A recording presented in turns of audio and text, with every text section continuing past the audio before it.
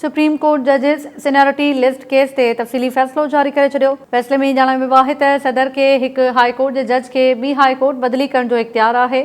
सदर वटि जजिस खे बदिली करण जो इख्तियार पंहिंजी नोयत में आज़ादु आहे। कुझु हिफ़ाज़ती क़दम ऐं ज़मानतूं बि शामिल आहिनि। फ़ैसिले में ॼाणायो वियो त सदर जो इहो इख्तियार आइन जे कंहिं ॿिए आर्टिकल ते दारोमदार नथो रखे। बुनियादी शर्त इहो आहे त हाई कोर्ट में मुंतक़िली लाइ जज जो राज़पो हुजणु ज़रूरी आहे। सदर ॿिन्ही चीफ जस्टिस सां मुशावरत जो पाबंद आहे।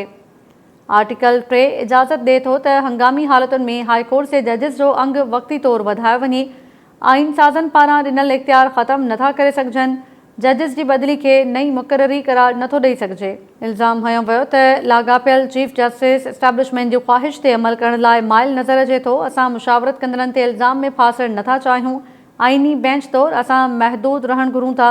जस्टिस मोहम्मद अली मज़हब 55 सफ़नि ते ॿधल लिखत में फ़ैसिलो जारी कयो।